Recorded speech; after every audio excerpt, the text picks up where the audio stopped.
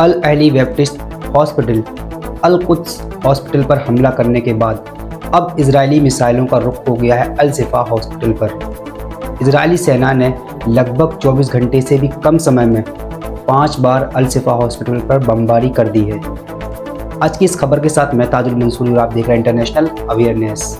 Gaza स्वास्थ्य मंत्रालय के प्रवक्ता अशरफ अल कुद्रा ने बताया है कि इजराइल ने गुरुवार देर रात अल शिफा अस्पताल की कई इमारतों पर लगातार बमबारी की, जिसमें से उसके कई विभागों को भी नष्ट कर दिया है।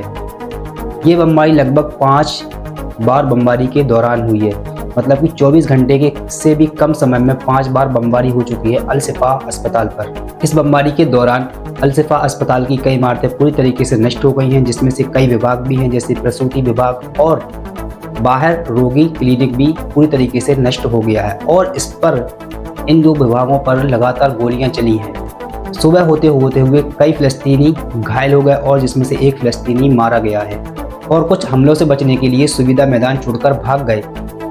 पहले इजराइल हमला करता है, उसके बाद चेतावनी देता है। उसने बाद में चेतावनी दी हमला करने के बाद कि आप अपने अपने घरों को छोड़ दें जो आसपास घर थे और कहा कि अस्पताल को भी खाली कर दें। लेकिन अल कुद्रा ने कहा कि यह असंभव है क्योंकि अस्पताल के अंदर अभी 42 ऐसे बच्चे हैं जो कि इंक्यूबेटर पर लेटे हुए हैं।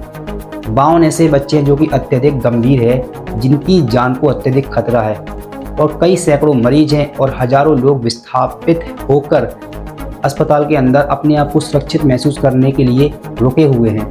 तो हम अस्पताल खाली नहीं कर सकते। यह तो है अल शिफा अस्पताल का हाल, लेकिन आपको वहीं बताते चले इजराइल ने अल शिफा अस्पताल पर तो बमबारी की है, इसी के साथ साथ गाजा की 4 अस्पतालों पर भी पूरी तरीके से घेराबंदी कर ली है।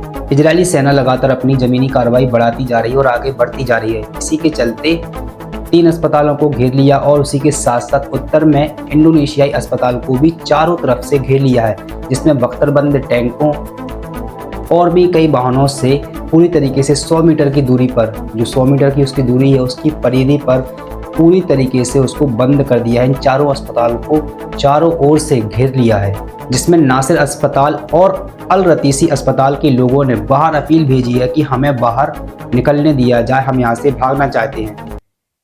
वहीं इजराइल ने चेतावनी तो दी है कि आप लोग अस्पतालों को खाली कर दें, लेकिन वहाँ के लोग बाहर निकलने से डर रहे हैं क्योंकि जब तक रेड क्रॉस जैसे अंतर्राष्ट्रीय संगठन का आश्वासन नहीं मिल जाता, उनकी तरफ से कोई आदेश नहीं आ जाता कि आप लोग बाहर निकल सकते हैं, तब तक लोग अपने आप को जोखिम में नहीं डाल सकते, क्योंकि वो जानते हैं कि इजराइल की सेना का कोई भरोसा नहीं कब वो हमें मार दे। आप सोच सकते हैं किस तरीके से गाजा के लोगों को परेशानी उठानी पड़ रही है। अब अस्पतालों पर भी पूरी तरीके से हमला करने के लिए ये लोग आ चुके हैं। अभी तो बाहर से हमला कर रहे थे, लेकिन अब ज़मीनी कार्रवाई चल रही थी, उसमें अस्पतालों को भी घेर लिया है।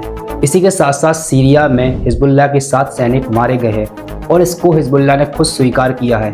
हिजबुल्लाह ने बताया है कि इजरायली हवाई हमले में उसके 7 सैनिक मारे गए हैं। आज की रिपोर्ट में बस इतना ही। बने रहिए इंटरनेशनल अवेयरनेस के साथ। जल्दी मिलूंगा अगली रिपोर्ट में, तब तक के लिए सब्सक्राइब कर दें और रिपोर्ट पसंद आई है तो अपने दोस्तों के साथ शेयर जरूर कर दें।